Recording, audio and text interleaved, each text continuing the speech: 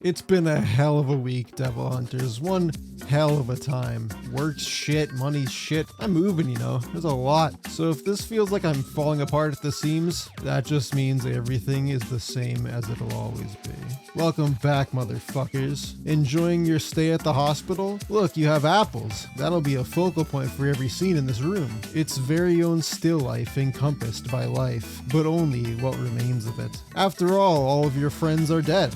Wait, Denji is eating them all. What the fuck? Share with Power. Obviously those are meant for her and nobody else in this room. Power had a long day of getting bored as soon as Himeno died and going home. And yet, a flash of lucidity. You did give Denji an apple when he was in the hospital, didn't you? I'm thinking about writing at least 10,000 more words on this apple subject. I'm also thinking about not doing that. Let's ask our friend Curse just how many years of life have been wasted on losing the initial battle. How many do we have left? From beyond the void, he appears, an inky realm melted into the back of this hospital wall. I've spoken enough about the Cursed Devil previously to let you know just how much I love this. I wanted to see it, of course, because in the manga it's just that mouth again, filling the senses. But here we see what is probably the main body stop by for a chat. Wow, you can talk to Curse just anytime you want, huh? What's he like? It wouldn't hurt to ask how Cursed Devil is doing once in a while. No, I'm fine, thanks. Just only invoke my name when you need something, that's fine. Oh shit, wait, are you okay? I think this is such an amazing transition into the terribly heavy emotions about to be conveyed. Struggling with increasing urgency to get the lighter to start, only to be reminded of just the smallest things about her. How she'd light it for you. How she'd be the one to smoke with. Really the entire reason to even use this. And it all overflows. The most visceral moment of grief where it punches your gut and tells you she's really gone. And she tried to stop this from happening. The scene is tied together with an overwhelming, jittery, droning, time-warping, sorrowful track. And then Denji goes through it too, also remembering how she was. The experiences he shared. She was the first person Denji could actually have called a friend because she called him that. Why can't he cry? In fact, can he be certain he'd cry for any of these people? What about Makima? Maybe a little more, but still, roof, food, bed. Guy doesn't need any more than that. Is his humanity truly gone? I wouldn't be so sure. He brushes this off before it gets too introspective. I've noticed something about grief, that there's no one way to express it and there's no wrong way to feel it. There's no time limit on it either, and it's easy to be somebody dealing with grief but not breaking down. What's wrong? Why don't I feel like I'm supposed to feel? But what are you supposed to feel? Crying? It's more complicated than that. It's a mishmash of feelings and memories. How can anybody possibly know what this is definitely supposed to look like? Denji never had time to mourn. As soon as he experiences loss, he's thrown right back into the fray. It's get over it and fight or die for Denji. Your dad's dead? Better pay his debt. Your dog's dead? Better escape the zombies and start your new job without stopping. Your friends are dead? And well into adolescence, he's supposed to know what's expected, what's normative. No.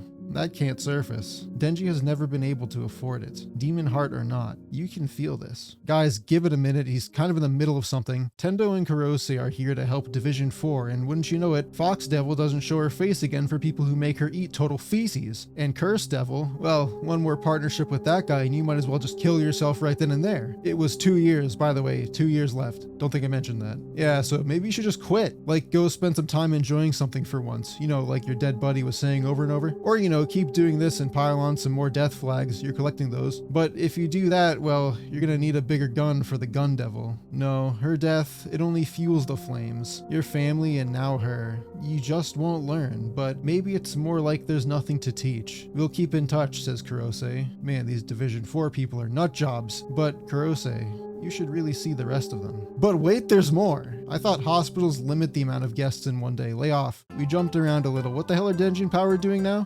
Taking a stroll through the graveyard, everybody's #1 meetup spot. We got a lot of corpses in Division 4, so we're gonna need the remainder to be a tad hardier. Who, Makima? No, she won't be training you. That'll be shut the fuck up a second. Now answer my questions 3.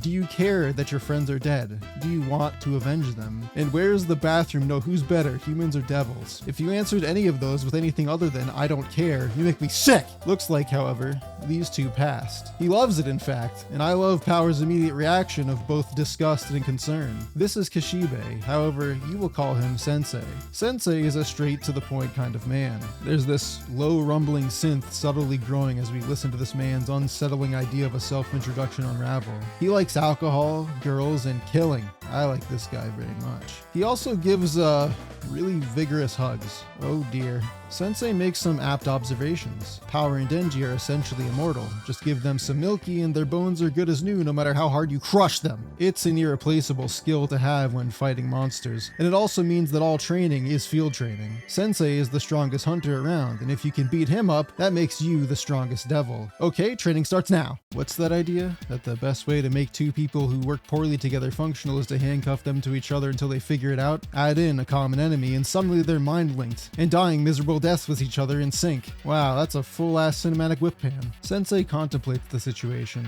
They appeared to have no second thoughts about aiming for his entirely mortal brain. Finally, some good fucking food. He can kill them as hard as he wants, and it's all for their improvement and nothing more fucked up sounding than that. Meanwhile, you can hear Power gasping for air from her slit throat the whole time. Well, that was a tiring day of murdering you guys in this probably private memorial site we are disrespecting immensely. Let's do it again tomorrow. Oh look, they really are starting to get along. Power even has the presence of mind to recognize that Denji's brain is still glued to the front of his skull, collectively and gently pushing it back into place so that Denji stops making baby noises. Makima drove us out here, huh?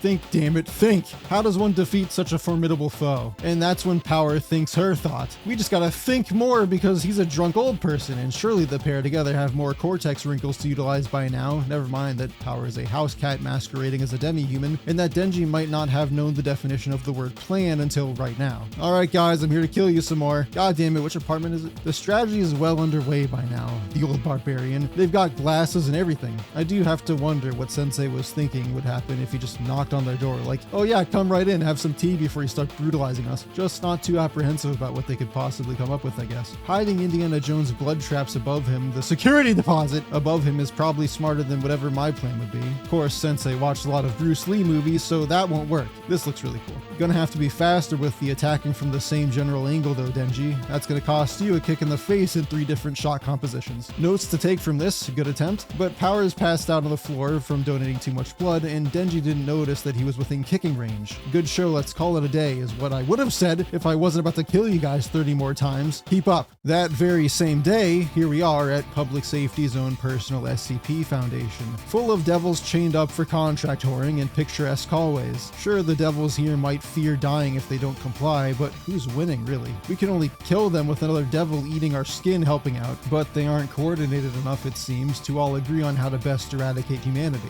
That would be boring for them anyway.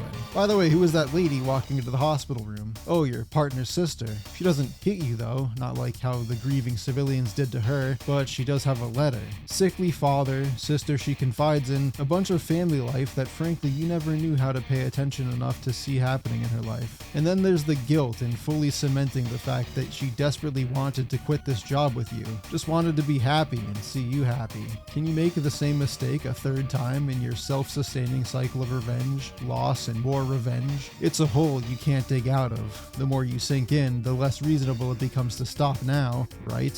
One day, you'll prevent others from experiencing the loss you did. One day. Okay, snap out of it, we're here. The future devil awaits inside. Only 2 hunters have been fortunate enough to give it half a lifespan or the great majority of their senses to beseech him. Maybe he'll like you a little more than that, Mr. 2 Years. Strengthen that dread with a horror film sting and a staring contest. And then let's do an outro review. Dogland. That's the song. It's called Dogland. Has a nice ring to it. Performed by People One. Is that irony? The song is a divergently funky, smooth track, given the urgency of what's going on around us. Although this episode has in many ways been something of a return to form, mixing in comedy to go with our tragedy. So maybe it's appropriate. What do I know? What's even appropriate? You know this show's about a guy made of chainsaws. Yeah, think on that for a second. It sounds psychotic. All of your decisions are made for you. Welcome to Dogland. You get udon if you behave. You get put to sleep if you don't. These visuals, by the way, are real actors doing a phenomenal job playing their roles as dogs. They look like actual real-life footage of dogs. That's amazing. This mixing of photo and cartoon is pretty popular in Japan. Might be popular in other countries too, but I live in an otaku bubble where I don't understand the words of every song I listen to yet. What the fuck am I talking about? Is this about the outro still? I have to go, guys. My mom's picking me up from Dogland.